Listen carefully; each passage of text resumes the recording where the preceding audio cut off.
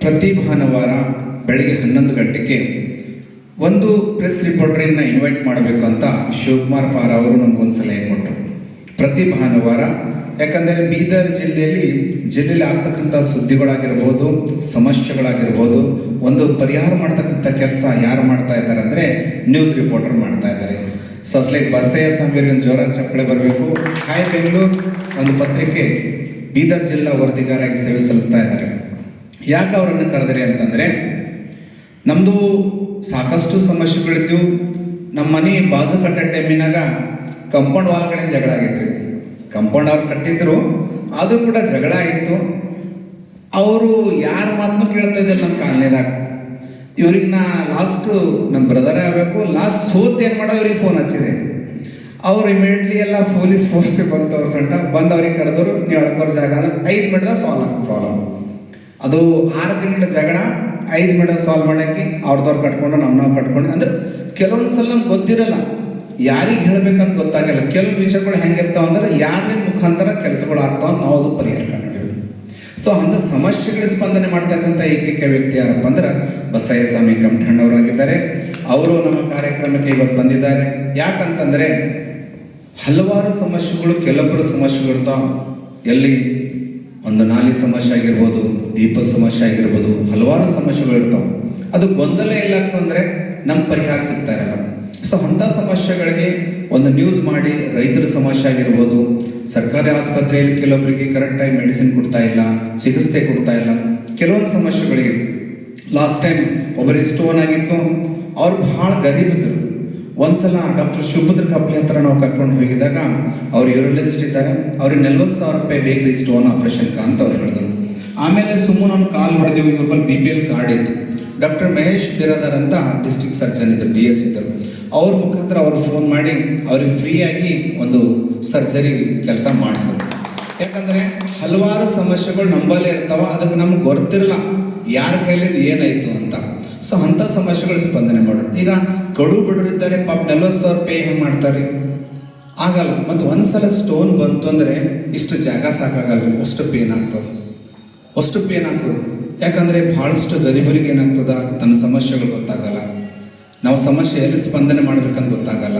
So ಕೆಲವೊಂದು ಡಿಪಾರ್ಟ್ಮೆಂಟ್ಗಳು ಹೀಗಿರ್ತಾವೆ, ಸರ್ಕಾರಿ ಯೋಜನೆಗಳು ಇರ್ತಾವೆ, ಸರ್ಕಾರ ಸವಲತ್ತುಗಳು ಇರ್ತಾವೆ, ಅಂಥ ಸವಲತ್ತುಗಳು ನಮ್ಗೆ ಗೊತ್ತಿರಲ್ಲ. ಸೊ ಅದ್ರ ಕಡೆಯಿಂದ ಕೆಲವೊಂದು ವಿಷಯ ನಾವು ಎಲ್ಲರೂ ಯಾವ ಡಿಪಾರ್ಟ್ಮೆಂಟ್ದಲ್ಲಿ ಯಾಕೆ ಕರೆಸ್ತೀವಿ, ಇಲ್ಲಿ ಕರೆಸುವ ಉದ್ದೇಶ ಏನಂತಂದರೆ ನಮಗೆ ಮಾಹಿತಿ ಸಿಗಲಿ. ನೋಡಿ, ಎಜುಕೇಷನ್ ಡಿಪಾರ್ಟ್ಮೆಂಟ್ ಹೋದರೆ ಶಿಕ್ಷಣಾಧಿಕಾರಿಗೆ ಕರೆಸ್ತೇವೆ, ಕಾನೂನು ಬೇಕಂತಂದ್ರೆ ವಕೀಲರಿಗೆ ಕರೆಸ್ತೇವೆ, ಪೊಲೀಸ್ ಡಿಪಾರ್ಟ್ಮೆಂಟ್ ಕರೆಸ್ತೇವೆ, ಸಮಸ್ಯೆಗಳ ಸ್ಪಂದನೆ ಮಾಡ್ತಕ್ಕಂಥದ್ದು ಪ್ರೆಸ್ ರಿಪೋರ್ಟರಿಗೆ ಕರೆಸ್ತೇವೆ.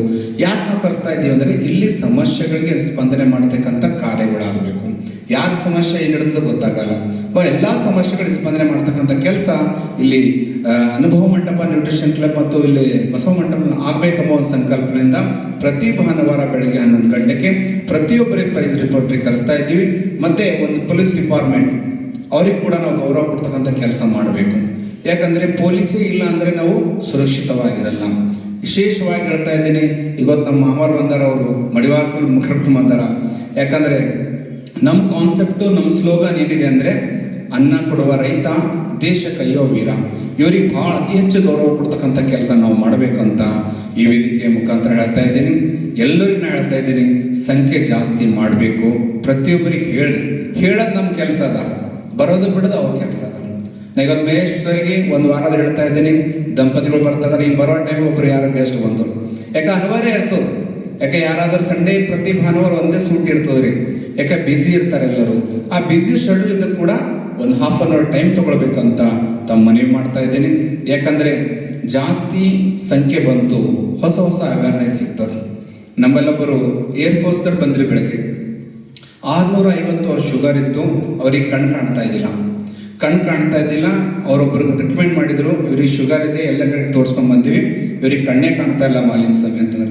ಅವ್ರಿಗೆ ನಾವು 2 ತಿಂಗಳು ನಂಬಲ್ಲಿ ಕಳಿಸ್ರಿ, ಅವ್ರ ಕಣ್ಣು ಬರಪ್ಲೆ ನಾವು ಮಾಡ್ತೀವಿ ಅಂದ್ರಿ. ಇವತ್ತು ಅವರು ಬೆಳಗ್ಗೆ ಬಂದು ಅವ್ರ ರಿಸಲ್ಟ್ ಶೇರ್ ಮಾಡಿ ಒಂದು ಡ್ಯಾನ್ಸ್ ಮಾಡ್ಕೊಂಡು ಹೋಗಿದ್ದಾರೆ. ರಿಸಲ್ಟ್ ಬರಬೇಕ್ರಿ ಮನುಷ್ಯ, ಯಾಕಂದರೆ ಶುಗರ್ ಜಾಸ್ತಿ ಇದ್ರೆ ಕಣ್ಣು ಹೋಗ್ಬಿಡ್ತಾವ್ರಿ. ಯಾರಿಗೆ ಪೂರ ಮತ್ತಿಲ್ಲದ ಹುಣ್ಣುಗಳು ಬೀಳ್ತಾವೆ. ಸೊ ಅಂಥ ಸಮಸ್ಯೆಗಳು ಭಾಳಷ್ಟು ಮಂದಿಗವ. ಯಾಕಂದ್ರೆ ನಿರ್ವಹಣೆ ಮಾಡ್ತಕ್ಕಂಥ ಕೆಲಸಗಳು ನಾವು ಮಾಡಬೇಕು. ಯಾರಿಗೆ ಜಾಯಿಂಟ್ ಪೇನ್ಸ್ ಇದೆ, ಬಾಡಿ ಪೇನ್ ಇದೆ, ಲೋ ಬ್ಯಾಕ್ ಪೇನ್ ಇದೆ, ನೆಕ್ ಪೇನ್ ಇದೆ, ಬಹಳಷ್ಟು ಮಂದಿ ನೋದಾಗ ಬೆಳೀತಾ ಇದ್ದಾರೆ. ಹರೊಂದು ಸಮಸ್ಯೆಗೆ ಸ್ಪಂದನೆ ಮಾಡ್ತಕ್ಕಂಥ ಕಾರ್ಯ ಇಲ್ಲಿ ಆಗಬೇಕು ಅನ್ನೋದು ಒಂದೇ ಸಂಕಲ್ಪ ಇಟ್ಕೊಂಡು ಪ್ರತಿ ಭಾನುವಾರ ಬೆಳಗ್ಗೆ 11 ಗಂಟೆಗೆ ವಾರದ ಸಾಮೂಹಿಕ ಪ್ರಾರ್ಥನೆ ಮತ್ತು ಶರಣ ಸಂಘ ಕಾರ್ಯಕ್ರಮ ಬರಬೇಕು ಅಂತ ಬಹಳಷ್ಟು ಮಂದಿ ಮನವಿ ಮಾಡಿದೆ. ಪ್ರತಿಯೊಬ್ಬರಿಗೆ ಎಲ್ಲರಿಗೆ ಹಚ್ತೀನಿ. ಪದೇ ಪದೇ ಏನು ಹಚ್ಲತ್ತನಪ್ಪ ಮಾಲಿಕ್ ಸಮಯ ಕೆಲವೊಂದು ರಿಕಮೆಂಡ್ ಮಾಡ್ತಾ ಇದ್ದಾರೆ. ನಾ ಕಾವೇರಿ ಅಕ್ಕರೆ ಮುಂಜೆ ಶನಿವಾರ ಆಯ್ತಂದ್ರೆ ಇವತ್ತನ ಹಚ್ತೆ, ಗ್ಯಾರತ್ತನ ಹಚ್ತಾರೆ. ಯಾಕಂತಂದರೆ ನಮ್ದೊಂದು ಸಂಕಲ್ಪದ ತುಳಿದು ಬೆಳೆಯುವುದು ಗೆಲುವಲ್ಲ, ಬೆಳೆಸಿ ಬೆಳೆಯುವುದು ಗೆಲುವಂತ ಪೂಜ್ಯ ಮಾತಾಜಿಯವರ ಆಶೆಯಂತೆ ನಾವೆಲ್ಲರೂ ಮಾಡೋಣ. ಯಾಕಂದರೆ ಕಲ್ಯಾಣ ರಾಜ್ಯ ನಿರ್ಮಾಣ ಮಾಡಬೇಕಂದ್ರೆ ಪ್ರತಿಯೊಬ್ಬರು ಕೈ ಜೋಡಿಸ್ಬೇಕು. ಯಾಕೆ ಒಬ್ಬರ್ಲಿಂದ ಏನೂ ಸಾಧ್ಯ ಆಗಲ್ರಿ. ಈಗ ನೋಡಿ, ಒಬ್ಬ ಮನುಷ್ಯನಿಂದ ಏನಾರ ಸಾಧ್ಯ ಆಗ್ತದ? ಆಗಲ್ಲ. ಈಗ ಕಂಠಣ್ಣರ ಗಣಪತಿ ಬಿರೋದಾರ ಶಿವಕುಮಾರ್ ಪಾರ ಎಲ್ಲಿಂದ ಬರ್ತಾರಂದ್ರೆ ಚಿಕ್ಕಪೇಟ್ಲಿಂದ ಬರ್ತಾರ್ರಿ. ಚಿಕ್ಕಪೇಟ್ಲಿಂದ ಬರ್ತಾರ ಅವ್ರ ಪಾಪ. ಯಾಕೆ ಈ ಕಾರ್ಯಕ್ರಮ ಯಶಸ್ವಿ ಮಾಡಬೇಕು, ಎಲ್ಲರಿಗೂ ಒಂದು ಅನುಕೂಲ ಮಾಡ್ತಕ್ಕಂಥ ಕಾರ್ಯ ಆಗಬೇಕು ಒಂದು ಸಂಕಲ್ಪದಿಂದ. ಯಾಕಂದರೆ ನಾವು ಬೇರೆ ಕಡೆ ಇದು ಹೇಗಿದೆ ಅಂದರೆ ಸೆಂಟರ್ ಪಾಯಿಂಟ್ ಇದೆ.